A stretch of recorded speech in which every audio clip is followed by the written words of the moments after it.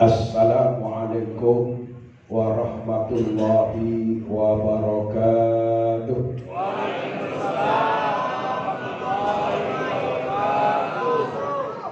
Alhamdulillah, alhamdulillah wa syukru lillah ala nikmatillah. La hawla wa la quwwata illa billah. Allahumma salli wa sallim wa barik ala sayyidina Muhammadin wa ala alihi wa ashabihi ajma'in. Qalu subhanaka la ilma lana illa ma 'allamtana innaka antal alimul hakim. Yang saya muliakan para jamaah, bapak-bapak, ibu-ibu, saudara-saudari, adik-adik, anak-anak, jamaah ibadah sholat isya Masjid Jami Al-Manar yang saya muliakan. Alhamdulillah, pada malam yang bahagia ini kita dapat bersama-sama melaksanakan kewajiban ibadah salat isya berjamaah. Mudah-mudahan ibadah kita diterima oleh Allah Subhanahu wa ta'ala. Dan alhamdulillah, pada malam ini kita juga insya Allah akan melaksanakan ibadah salat sunat tarawih malam yang keempat tahun 1445 Hijriah atau tahun 2024 Masehi.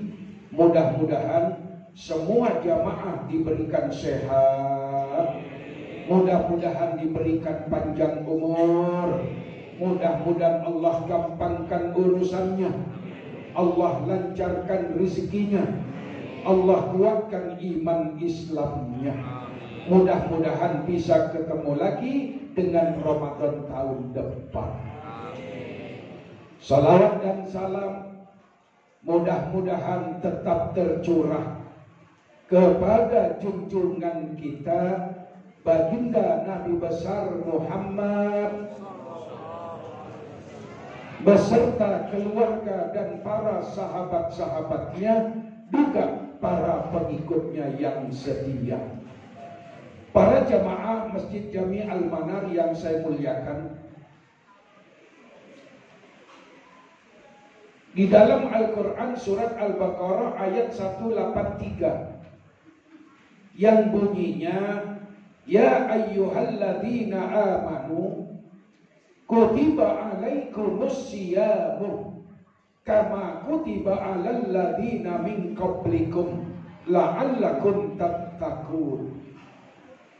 Hai orang-orang yang beriman kepada Allah, hai orang-orang yang percaya kepada Allah, hai orang-orang yang mengaku tidak ada Tuhan yang pantas disembah selain Allah. Diwajibkan atas kamu berpuasa sebagaimana pernah diwajibkan atas orang-orang sebelum kamu. Untuk apa ibadah puasa Ramadan itu diwajibkan oleh Allah? La'allakum tattaqun, agar kamu menjadi orang yang bertakwa kepada Allah, agar kamu menjadi orang yang takut kepada Allah, agar kamu menjadi orang yang senantiasa ingat kepada Allah Subhanahu wa ta'ala. Apa benar orang yang melaksanakan ibadah puasa Ramadan bisa bertakwa kepada Allah? Makin bertakwa. Sebelum Ramadan dia masak untuk diri sendiri. Di bulan suci Ramadan dia masak ditambahin. Kemudian dia antarkan ke masjid, dia antarkan ke musholla, dia bagikan kepada tetangga kanan kiri depan belakang. Makin bertakwa. Sebelum bulan Ramadan jarang baca Al-Quran. Di bulan Ramadan banyak tadarus, banyak ngaji, banyak mutola'ah. makin bertakwa. Di luar Ramadan jarang bersedekah. Di bulan suci Ramadan, alhamdulillah banyak sedekahnya. Di luar Ramadan jarang melaksanakan sholat sunnah. Alhamdulillah di bulan suci Ramadan sholat sunnah dikerjakan minimal 11 rakaat dengan witir. Ada yang 23 rakaat dengan witir. Ada yang 33 rakaat dengan witir. Bahkan Sayyidina Ali pernah melaksanakan sholat sunat tarawih 500 rakaat. Nah 500 rakaat ini Pak, kalau dicoba yakin selesainya masuk rumah sakit. 500 rakaat semalam. Di Mesir itu sholat sunat tarawih ada Pak, satu masjid itu yang dibaca tiap malam 15 juz. 15 juz. Sehingga sebulan dalam masjid itu hatam 15 kali. 15 juz, hampir-hampir pas mau mendekati sahur selesai sholat sunat tarawihnya. Ini kalau di sini kira-kira Bapak senang yang cepat apa yang lambat? Yang cepat, tapi jangan terlalu jangan ngikutin yang di Blitar. Di Blitar Jawa Timur ada sholat sunat tarawih 23 rakaat. Itu selesai dalam jangka waktu 10 menit. 10 menit. Ingat, memang sholat tarawih adalah sholat sunnah. Ma yusabu bi'luhu wa la yu'aqabu tarkuhu. Yang namanya sholat sunnah dikerjakan dapat pahala, tidak dikerjakan tidak apa-apa. Tapi kan rugi kalau kita sholat sunat tarawih nggak dapat pahala. Nah untuk salah satu di antara rukun sholat dalam sholat sunat kayak sholat wajib, tumakninah harus. Maka ada sahabat pada zaman Nabi sholat kebetulan hafal Quran, dia imamin karena hafal Quran yang dibaca suratnya yang panjang. Dalam hatinya dia berkata, ini makmum pasti kagum semua. Giliran selesai sholat, jamaahnya nggak ada semua. Sehingga dia merasa ini kayaknya kerjaan Ustadz Izzi nih, ini sentimen ini. Akhirnya sahabat ini mau lapor, mau ngadu sama Rasul. Giliran ketemu dengan Rasul, belum sempat lapor, belum sempat ngadu, Rasul negor duluan. Apa kata Rasul? Idza shallaitum linnas falyuhabbib. Kalau kamu sholat berjamaah dengan orang lain, pendekkan bacaannya. Falyuhabbib, ringankan bacaannya. Falyuhabbib, singkat bacaannya. Falyuhabbib, jangan panjang-panjang. Kenapa? Fa inna fihi musakimah. Dalam jamaah itu ada orang yang kurang sehat. Betul? Wal kibara, banyak orang tua yang gak kuat berdiri lama. Wasikara, banyak anak kecil yang ingin main-main. Wadal haja, ada orang yang mau pergi, ada orang yang mau kerja, ada orang yang mau dagang. Kalau imamnya nggak tahu diri, yakin nggak dapat pahala. Kenapa? Nenek-nenek yang di belakang nyumpain imam goblok. Lah iya, pasti disumpahin itu bakwan masih banyak. Kolak belum aku coba. Ya. Yang biasa-biasa aja. Kita ini kan umumnya Pak yang paling seneng jadi langganan sholat. Tiap bacaan sholatnya mesti kul. Sholat duhur kulhu, asar kulhu, maghrib kulhu, isya kulhu. Giliran subuh malaikat nunjuk pasti kulhu lagi. Nggak apa-apa. Orang sholat nggak baca surat juga nggak apa-apa Pak. Sunnah yang pokok Fatihahnya. Ada ustadz mungkin atau mungkin lagi banyak ngelamun Pak. Ngimamin sholat sunat tarawih, baca Aro'aita nggak tembus-tembus. Bener, mungkin paginya didatengin sama debt collector. Motor belum bayar. Yang dibaca apa? Aro'aital ladzi, ya mesti kan aro'aital ladzi yukadzibu biddin. Mestinya kan begitu. Karena banyak pikiran yang diulang. Aro'aital ladzina an'amta 'alaihim ghairil maghdubi 'alaihim waladdallin. Makmumnya kok amin lagi. Nah itu. Makanya alhamdulillah mari bertakwa kepada Allah Subhanahu. Lah Pak, maaf. Saya sering lihat di medsos. Kadang-kadang ada ibu-ibu pergi ke toko emas. Dia nawar emas, coba lihat kalung yang itu tuh diambil. Lah ketika pelayan sibuk ngurusin ngambilin kalung, temennya si pembeli ini datang, langsung pakai kalung, langsung pergi. Lah ini banyak terjadi Pak. Yang rugi si pelayan, apa kira dia perbuatannya nggak dilihat oleh Allah, diperhatikan oleh Allah. La ta'khudhuhu sinatu wala naum. Allah tidak pernah ngantuk, Allah nggak pernah tidur. Segala perbuatan yang kita lakukan di dunia ini diperhatikan oleh Allah Subhanahu. Dan di pundak kita ada dua malaikat pencatat, Raqib dan Atid. Raqib mencatat amal soleh, Atid mencatat kejahatan yang kita lakukan.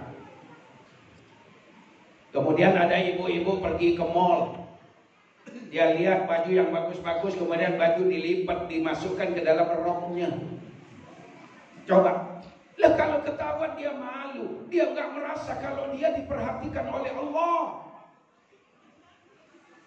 Bertakwa kepada Allah di mall, di pasar, di masjid, di rumah, di kendaraan, di lapangan, di tempat ramai maupun tempat sepi. Ada orang, tidak ada orang, ingat kepada Allah. Kita di dunia kan cuma sementara, Pak. Dunia bukan tujuan pokok. Dunia ini tempat kita mampir, kita singgah, kita lewat. Ada perjalanan yang lebih jauh lagi. Ada bapak-bapak naik motor dengan istrinya, berhenti di depan toko kelontong. Ada beras yang 10 kiloan, dia langsung naikkan, penjaganya lagi ke belakang, langsung kabur. Ada orang lagi main handphone, tiba-tiba handphonenya jambret, bawa kabur, naik motor. Masya Allah, banyak. Makanya Nabi katakan, ittaqillaha haitsu ma kunta. Bertakwalah kamu kepada Allah di mana saja kamu berada. Ada orang, tidak ada orang, di tempat ramai atau tempat sepi, kelihatan atau tidak kelihatan, ingat diperhatikan oleh Allah Subhanahu. Ada seorang anak muda. Anak muda ini senang jalan. Suatu hari dia jalan capek, duduk-duduk di pinggir sungai, di bawah pohon. Ketika dia dalam keadaan menghilangkan capek, lelahnya, lesunya, tiba-tiba di sungai itu hanyut satu butir apel. Dia ambil ranting, kemudian dikait tuh apel, dicuci bersih. Selesai dicuci bersih, dia makan tuh apel yang satu butir. Anak muda itu namanya Muhammad Idris bin Abbas. Habis makan buah apel yang dia temukan hanyut di sungai, di kali, dia baru ingat, ya Allah, saya makan barang haram. Saya makan buah apel yang hanyut di sungai. Buah apel ini pasti ada pohonnya. Pohonnya pasti ada yang punya. Saya makan buah apel tanpa izin yang punya pohon. Akhirnya dia berangkat, kebetulan duduk di pinggir sungainya di Rawamangun. Akhirnya ditelusuri itu pinggir sungai sampai ke Bogor, Pak. Di Bogor ada pohon di pinggir sungai yang batangnya agak miring ke sungai. Banyak buahnya. Oh, berarti buah apel yang saya makan di Rawamangun jatuhnya dari pohon ini. Lah di situ ada bapak-bapak. Ditanya, Pak, Bapak yang punya pohon apel ini, kenapa dek? Begini Pak, saya lagi duduk-duduk di pinggir sungai di Rawamangun. Tiba-tiba ada buah apel 1 butir hanyut di sungai. Saya kait, kemudian saya cuci bersih, saya makan. Selesai saya makan, saya baru sadar, Pak, saya makan barang haram. Jadi saya kemari ini Pak, tujuan saya supaya buah apel yang sudah saya makan menjadi barang yang halal. Tolong ikhlaskan Pak. Tolong ridhokan Pak. Tolong relakan Pak. Supaya darah saya tidak bercampur dengan darah haram. Kira-kira Bapak kalau nemu pohon gitu minta halalnya enggak Pak? Boro-boro orang yang ada di samping. Benar. Coba. Subhanallah. Ya kita jauh dari tingkatan ini Pak. Saya kadang-kadang di Cibubur. Ya, di Cibubur di klaster Paris Pak. Ada rambutan yang punya nggak ada Pak. Jarang didatengin. Saya ambil tuh rambutan cuma sambil makan. Halal apa haram? Iya, benar. Ya Allah, jauh. Dengan Muhammad Idris bin Abbas ini Pak. Akhirnya apa kata bapak-bapak itu? Maaf dek, saya di sini cuma penunggunya, saya di sini cuma penjaganya. Kalau adik mau minta diikhlaskan, direlakan supaya darah adik menjadi darah yang halal, silakan. Yang punya pohon, Bapak Ustadz Isi ada di Bandung. Coba. Ditelusuri sampai ke Bandung dari Bogor Pak jalan kaki. Kenapa? Supaya apel yang dia makan menjadi barang yang halal. Sampai di Bandung dia nanya, Pak kenal sama Ustadz Isi? Oh iya itu rumahnya yang pojok gede tuh. Gitu. Ketemu, assalamualaikum, waalaikumsalam. Ada apa nak? Begini Pak, saya lagi duduk-duduk di Rawamangun di pinggir sungai. Tiba-tiba saya menjumpai 1 butir apel hanyut di sungai. Buah apel itu kemudian saya kait, saya cuci bersih, kemudian saya makan. Habis makan saya baru sadar, Pak, saya makan buah haram. Belum ada izin dari yang punya pohon apel. Tadi saya sudah ke Bogor, Pak. Kata yang di Bogor, Bapak yang punya pohon itu. Betul, Pak. Betul, nak. Jadi maunya apa? Begini Pak, saya minta supaya buah apel yang saya temukan di sungai hanyut, yang sudah saya makan, diikhlaskan, direlakan, diridhokan, supaya darah saya menjadi darah yang bersih.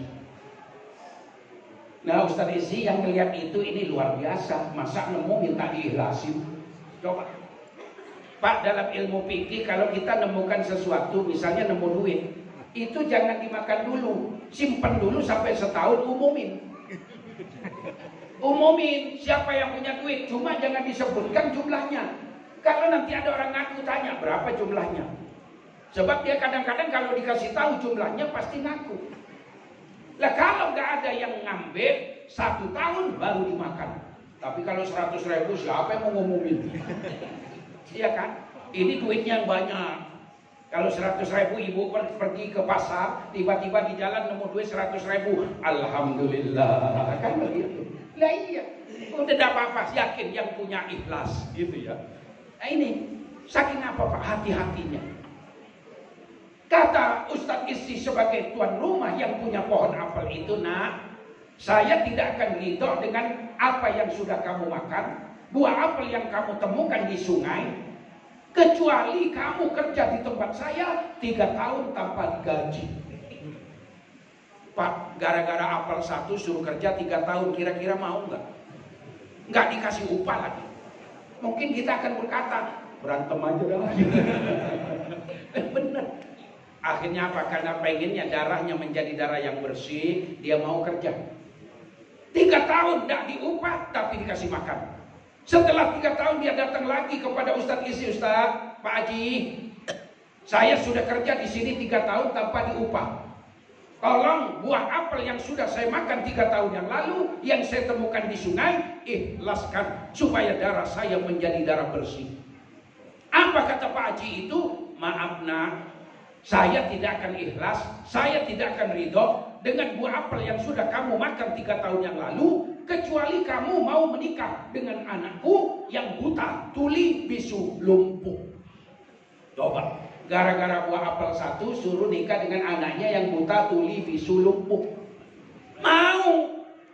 Kenapa? Takut darahnya bercampur dengan darah haram. Baik, kalau orang dulu nikahkan anaknya cukup orang tuanya saja ijab kabul.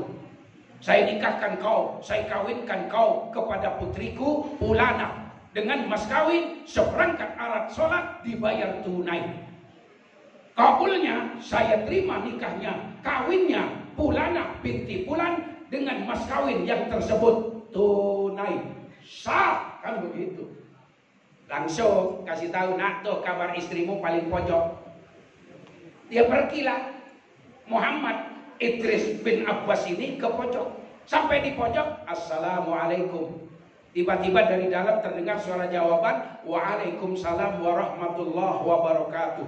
Pintu dibuka, plek-plek, blek, keluar perempuan yang cakep, cantik, molek, bahenol, montok, deboy, emboy, menor, dekom, handsome, aduh ay. Tuh perempuan mau cium tangan Muhammad Idris bin Abbas, dia malah kabur, Pak. Loh, kalau saya dinikahkan dengan perempuan yang buta, tuli, bisu, lumpuh, yang ada cakep, tomplok. Iya. Nah, ini malah kabur, nggak sesuai dengan akad nikah. Saya dinikahkan dengan perempuan yang buta, tuli, bisu, lumpuh, yang ada cantik. Akhirnya mertuanya ngomong, nah, anakku itu buta, belum pernah lihat maksiat, kecuali tulisan bacaan Al-Quran. Nah, anakku bisu, belum pernah ngomongin orang, gunjingin orang, ngerasanin orang, ngerumpiin orang, belum pernah kecuali baca ayat suci Al-Quran. Nah, anak saya tuli belum pernah dengerin omongan yang enggak-enggak, kecuali dengar suara adzan dan ayat Al-Quran. Anak saya lumpuh, nak, belum pernah pergi ke mall, ke Arion Plaza, belum pernah, nak. Jangankan ke Arion, ke Indomaret, Alfamaret saja nggak pernah, karena dulu nggak ada. Oh, kecuali ke masjid. Baru ngerti. Terjadilah pernikahan perkawinan itu. Kemudian perempuan ini hamil. Perempuan ini namanya Fatimah binti Ubaidillah. Hamil perempuan ini. Berapa lama hamilnya? 4 tahun. Perempuan hamil paling lama 4 tahun, Fatimah binti Ubaidillah. Dalam ilmu fikih, perempuan hamil paling lama 4 tahun. Ibu-ibu jamaah Al-Manar, ada nggak yang pengen hamil 4 tahun? Boro-boro 4 tahun, 9 bulan aja bekak. Tidur miring, capek, celentang, pegel, tengkurap kayak gangsi. Bener. Aduh, subhanallah. 4 tahun kemudian lahirlah seorang anak laki-laki yang ganteng, yang cerdas. Anak laki-laki ini umur 7 tahun sudah hafal Al-Quran 30 juz di luar kepala. Umur 7 tahun hafal Quran 30 juz di luar kepala. Kayak kita di luar kepala nggak ada yang ingat. Ya. Siapa anak laki-laki ini? Dialah Imam Syafi'i radhiyallahu anhu. Jadi bapaknya Muhammad Idris bin Abbas. Nasabnya masih nyambung kepada nasab Nabi. Ketemu di kakeknya yang bernama Abdul Manaf. Imam Syafi'i ini dilahirkan di Palestina yang sekarang dihancurkan oleh Israel. Mudah-mudahan Allah berikan kekuatan kepada Palestina. Amin. Mudah-mudahan Allah selamatkan mereka. Mereka sekarang ini sedang dalam keadaan lapar, susah, penyakit segala macam, Pak. Karena apa? Habis-habisan. Yang sudah terbunuh lebih dari 30.000 orang. Ini kita senang di sini, tapi mereka sengsara. Mereka untuk makan aja susah. Mudah-mudahan Allah berikan kekuatan kepada mereka. Amin. Nah, ketika Imam Syafi'i lahir, bapaknya yang namanya Muhammad Idris bin Abbas ini meninggal dunia. Jadi diasuh oleh ibunya Fatimah binti Ubaidillah ini. Imam Syafi'i umur 8 tahun sudah hafal kitab Muwatta Ibnu Malik, karangan Imam Malik bin Anas yang di Madinah. Kemudian umur 15 tahun Imam Syafi'i sudah memberikan fatwa nasihat wejangan kepada jamaah di Makkahul Mukarramah, di Ka'bah Masjidil Haram. Umur 20 tahun Imam Syafi'i pergi ke Madinah belajar kepada Imam Malik radhiyallahu anhu selama 8 tahun. Selesai belajar kepada Imam Malik sampai Imam Malik meninggal dunia, pergilah Imam Syafi'i ke Irak, ke Baghdad, belajar kepada muridnya Imam Hanafi. Jadi Imam Syafi'i dengan Imam Hanafi nggak ketemu, Pak. Karena Imam Hanafi wafat, Imam Syafi'i lahir masa, nggak ketemu. Jadi belajarnya Imam Syafi'i kepada muridnya Imam Hanafi. Tapi dengan Imam Hambali, guru dan murid. Dengan Imam Maliki, guru dan murid. Maka Imam Syafi'i pendapatnya dianggap paling kuat karena dua guru yang dihadapi sama-sama memberikan madhab itu fatwa. Inilah bapak-bapak. Jadi saking hati-hatinya sampai urusan makan buah apel yang nemu aja dia mencari ridhonya, mencari ikhlasnya. Mudah-mudahan nambahkan keimanan, ketakwaan kita kepada Allah Subhanahu. Jangan sampai nanti pulang tarawih sandal orang dipakai. Iya kan kebanyakan itu. Saya sandal japit dari Mekah, Pak. Saya kemarin baru pulang 10 hari dari Mekah. Sandal japit sudah ditandain, sudah dibakar-bakar, hilang juga. Itulah manusia. Mudah-mudahan Allah ampuni dosa kita, Allah terima amal ibadah kita. Amin. Mari di mana saja kita ingat kepada Allah Subhanahu wa taala. Al-Fatihah. A'udzubillahi minasyaitonir rajim. Bismillahirrahmanirrahim. Alhamdulillahirabbil alamin. Arrahmanir rahim. Maliki yaumiddin. Iyyaka na'budu wa iyyaka nasta'in. Ihdinas siratal mustaqim. Siratal ladzina an'amta 'alaihim ghairil maghdubi 'alaihim waladdallin. Mari kita laksanakan sholat sunat tarawih. Mudah-mudahan ibadah kita diterima oleh Allah. Semuanya diberikan sehat panjang umur. Wassalamualaikum warahmatullahi wabarakatuh.